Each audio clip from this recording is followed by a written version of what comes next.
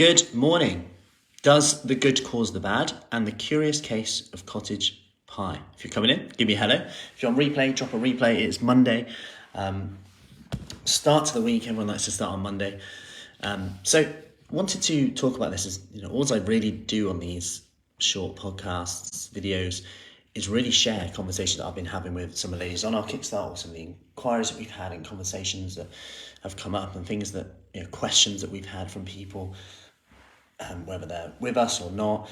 Just because if one person's asking it, one person's wondering it, I assume that other people are. And some of the feedback we've got, which has been great, like, Matt, your videos come up and it's like, you've read my mind, which is really nice to know. So considering that when I first started doing these, the only comment or like was from my dad, which is great too. Anyway, so many years ago. So on that note, we'll get to it. So I was chatting to someone, they were saying, what about things like cottage pie? I'm really trying to lose weight, and are these okay? And remember, specific nutrition advice has to be specific to individuals. I'm just giving general guidance of how conversations go here. But it was really interesting because what they found was when they would just try, they're like, I know that when I stick to protein and vegetables, I know I need to do that. I know I just need to stick to protein, vegetables, and I'm good to go. And that's fine. If you're in that space and you're in that zone, I'm not saying don't do that.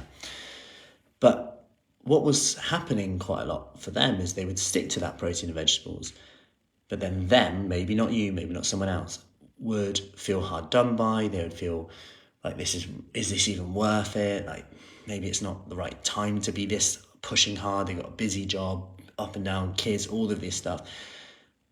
And this, remember, not for everyone. Some people will just do this.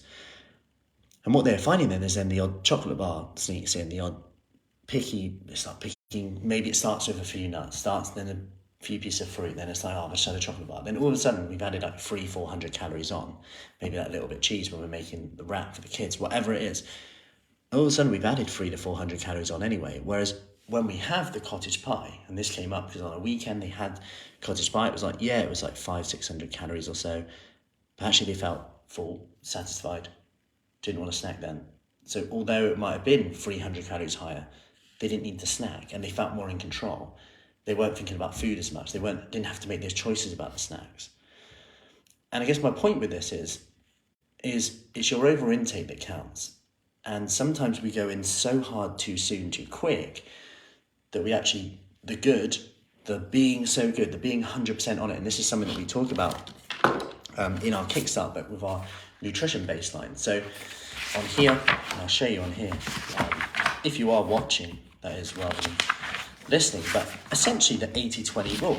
So we've got here, I'll just flip the screen around so that we can have a look at it. So where are you at? Where do you want to set your baseline? Because we assume that when we're 100% on it, that we're in that space of like, yes, I'm 100% on it. This is it. But actually, some people start to feel deprived there. They start to feel, what is it worth it? Like, then actually having that 80-20 principle of going, actually, maybe some of your beliefs need to be questioned as well. Like, do potatoes just make you fat? Like, is this true? Is this actually true?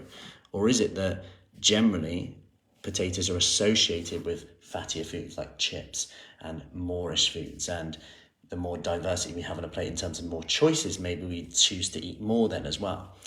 Not saying that everyone should or shouldn't eat potatoes, but they are one of the most, and this came up, they are actually they are the most filling food on a index they did on the satiety index.